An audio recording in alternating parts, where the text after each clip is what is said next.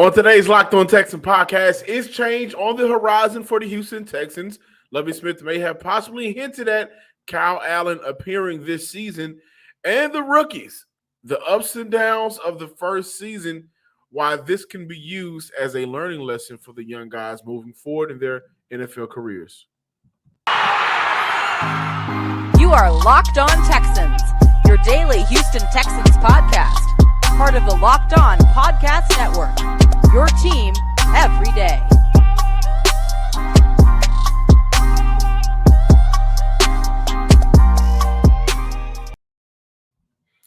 Welcome, everybody, to a Tuesday episode of the Locked On Texan podcast, a part of the Locked On Podcast Network, your team every day. Today's episode of Locked On Texans is presented by Prize Picks. Prize Picks is daily fantasy made easy. Pick 2 to 5 players, and if they score more or less than their Prize Picks projection, you can win up to 10 times your money on your entry. First-time users can receive a 100% instant deposit match up to $100 with promo code Locked On. That's prizepicks.com, promo code Locked On. I'm John Hickman, joined by none other than Cody Davis. I had an opportunity for, head coach Lovie Smith to address what's been the talking point around this franchise right now. Lovie Smith was at the podium, and he was asked about what he believes he sees in Davis Mills, what makes him believe in Davis Mills, and his response was, I'm asked that a lot. I don't know how to answer it anymore. It's tough to talk about how much someone has grown after yesterday. Cody, the boos at the stadium, which it wasn't that many boos because it wasn't that many people. Oh, how about that? In the NRG, kind of rained down on Sunday. And from our conversations that we've had, that's not the first time. And it's warranted because of the play of second-year quarterback Davis Mills, who I think by far, man, has shown how much of a third-round quarterback pick that he was this season, right?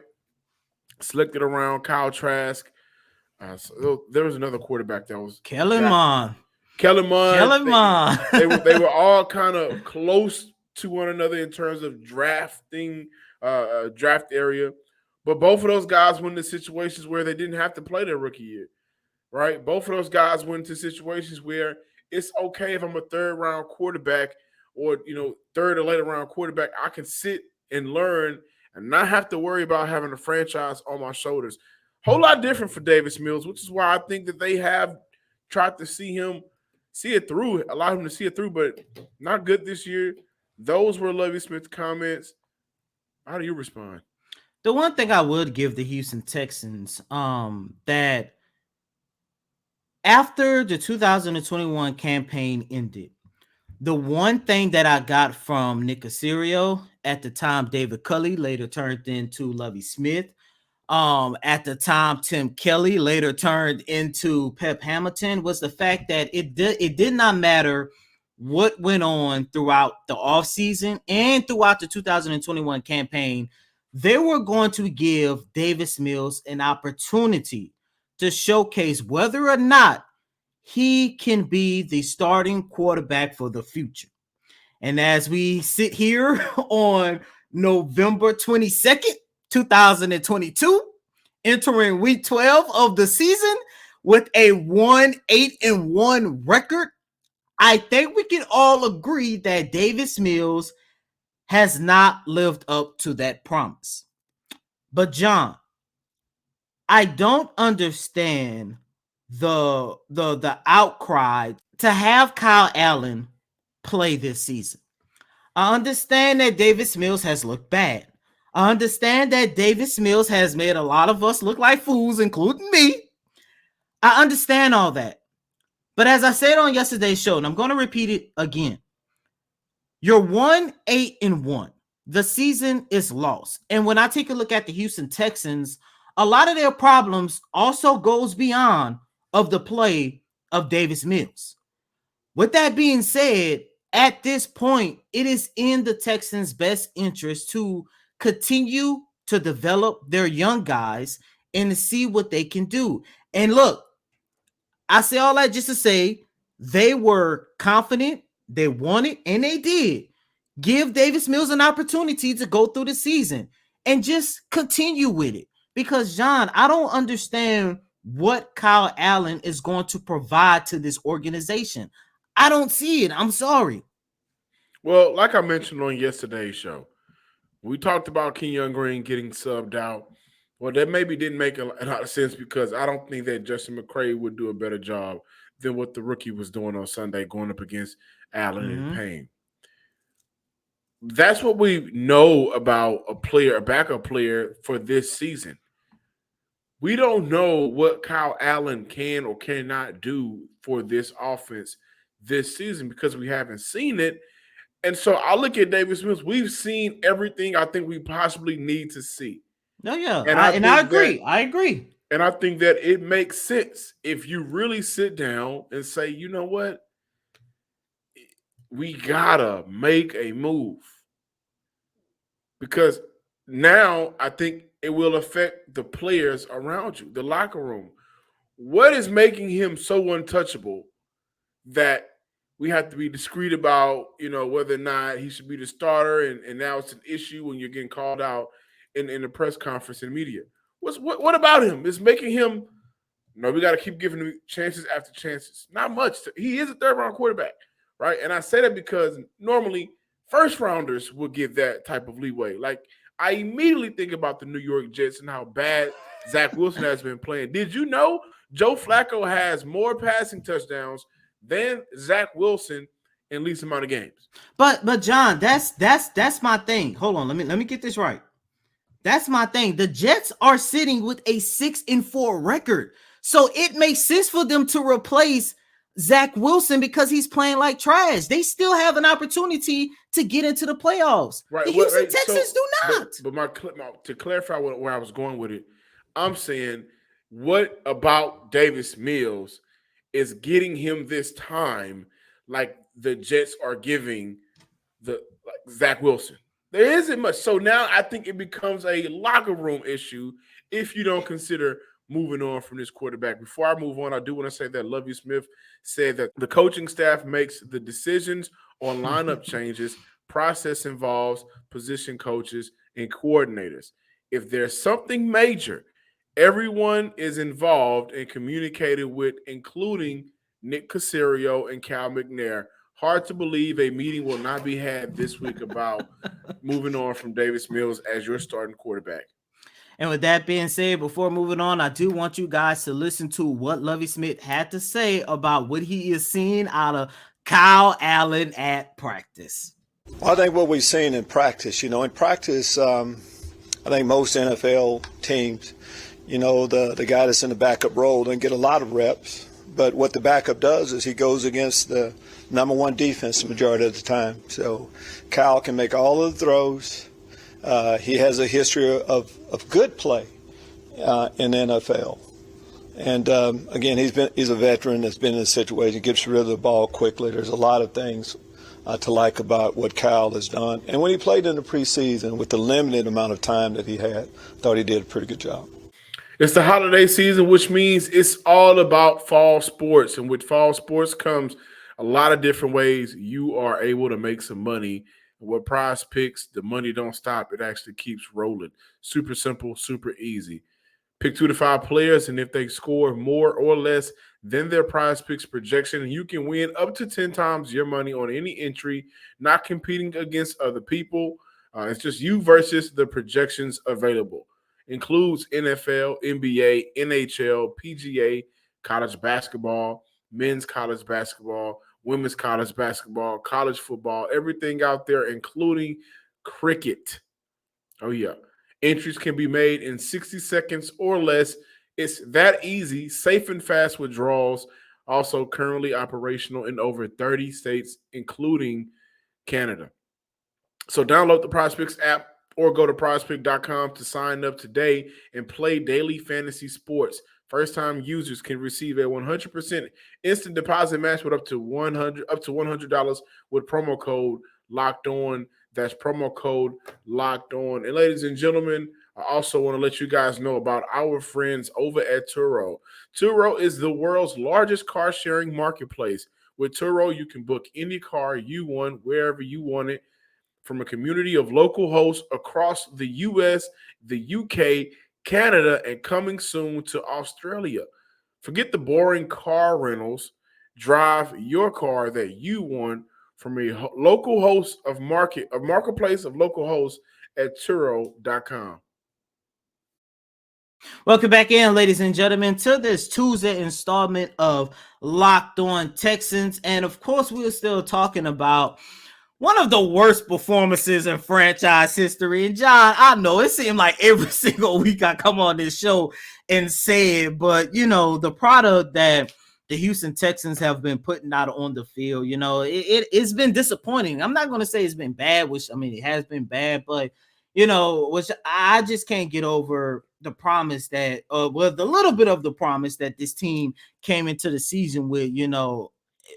They haven't shown it, but what I would like to say, even through the bad, you can still take away some good. And look, I still believe that the draft class that Nick Caserio has put together, from the rookies, starting with Derek Stingley Jr. all the way to some of the undrafted rookies he was able to sign. I've liked what I've seen from these guys this season.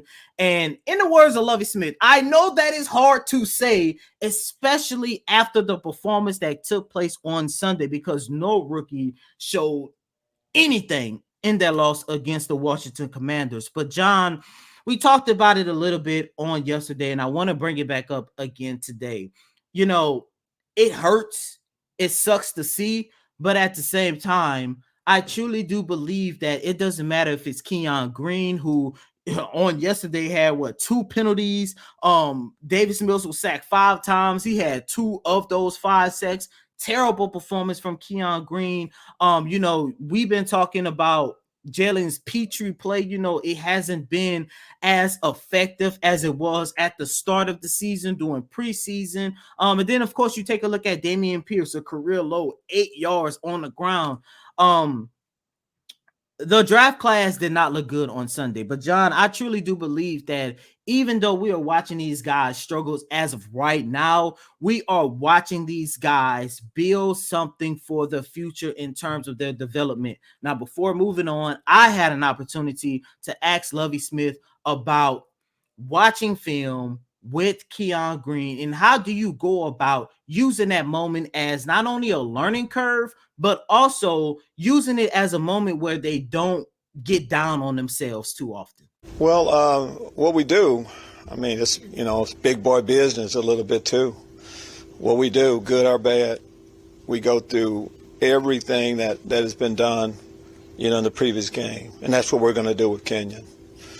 Believe me, there's been a lot of learning moments that we've gone through with him. But a part of taking that next step is to go through some of those days when the guy that's playing against you may be better than you right now. But you learn, and you just hope you just get better and better. And what we're going to do, if that player, whoever it is, Kenyon, whoever, is who we think is our best option, we got to let them get their nose bloodied a little bit and keep going and try to get them better. The one thing that I like about Keon Green struggling on Sunday, hearing what Lovie Smith had to say, John, listeners and viewers, I truly do believe that we are really going to see what Keon Green is truly made of. And I say that because I go back to early on in the season when Dameon Pierce, did not look good in his pass protection. I go back to week 3 against the Chicago Bears, where Dameon Pierce fumbled not once but twice in the game and got taken out. And after both of those games, there was some criticism around Dameon Pierce, and we have seen this young man develop after that game against the Bears. And we're looking at Dameon Pierce and thinking to ourselves, this guy is arguably the best running back that the Houston Texans have had since the days of Arian Foster. I say all that just to say, when you take a look at Keon Green, I want to see him use this moment as a learning experience and get better, not just for 2023 and beyond, but use this moment to get better starting on Sunday against the Miami Dolphins. Yes, I understand that, you have some teams coming up where, it's still going to be a struggle going up against some very talented defensive line units. But at the same time, we have to see progression in his rookie season. Yeah, listen, I like that Coach Lovie Smith said sometime if you're our best option, we're gonna have to let you get your nose bloody, get dirty out there. And I like that simply because you are the best option. Right now on this team, you are the best of the best that this roster has to offer. And so again, subbing him out or kind of coddling him a little bit won't do much justice. The best learning experience is actually being out there playing time. And you know what, to be honest with you, I think he's going to get, looking at Kenyon Green, the rookie, he's going to get somewhat of a break going up against the Miami Dolphins. They don't get a lot of sacks on the inside defensively, right? They get a lot of those sacks on the outside, bringing pressure. So Sunday's matchup is going to be a matchup for Titus Howard and Laramie Tunsil. But I think that this will be a good game for not only Kenyon Green, but Quisenberry as well, to get their heads back on their shoulders and get back on track. So I respect Lovie Smith acknowledging that, for one, I don't know if a lot of people caught it or not, but he's the best option we have, right? He just so happens to be a 21-year-old rookie with a lot of expectations, but emphasis on he's 21, and then I want to emphasize he is the best option that they have. And that simply means he's a young guy, young in the NFL, young in this world, right? His body is still maturing, but he's better than everybody else. So we're not moving on, and this is what it is for right now. And not just for Kenyon Green as well, but also for Jalen Petrie. And I'm looking at Jalen Petrie the same way. Like, I want to know what you are truly about, because ever since he got drafted, ever since the start of rookie minicamp, we have been praising Jalen Petrie all the way up until the game probably against the New York Giants. I want to say that's when things really started to take a decline. It started to break down a little bit with Petrie early in there with those missed tackles, but that Giants game was a large microscope. Yeah, and it didn't look that much better against the Washington Commanders. A little bit, but not that much. But once again, man, it sucks to look at these rookies, but I truly do believe that these guys are going to benefit from going through these struggles now versus later on in their careers when things really matter, especially when you have a better quarterback. Absolutely. BetOnline.net is your number one source for all of your sports betting information, stats, news, and analysis. Get the latest odds and trends for every professional and amateur league out there, from football to basketball to soccer, even esports getting in on the action. We've got it all over at BetOnline.net. And if you love sports podcasts, you can find those at BetOnline as well. We're always the fastest and easiest option and the best way to get your betting fix. Head to the website today or use your mobile device to learn more. BetOnline is where the game starts. Thanks for making the Locked On Texan podcast your first listen. For your next listen, check out the Locked On Sports Today podcast with the biggest stories of the day, plus instant reactions, game recaps, and the take of the day. Available on the Odyssey app, YouTube, and wherever you get your podcasts. Just stick with it, man. Practice good habits. Don't just, because you're on a team that's 3-14, don't play like that. Practice good habits, because it can all change fast. It can change this year, it can change next year, but you have to build good habits. And if you don't build good habits, then the habits that you build become who you are. And they have a lot of young talent. Kevin Porter, KPJ is incredible. Jalen Green is incredible. Jabari Smith is incredible. They have a lot of young talent. And, they can be really good down the line. But when you're on a team that's struggling, you see a lot of young guys come in this league and they just play the wrong way. And and then they finish their career playing the wrong way. Then you end up in a much different position than you should be in later on in your career because you built bad habits in the first 2 or 3 years of your career. So I just say to those young guys and challenge them to try to do everything the right way.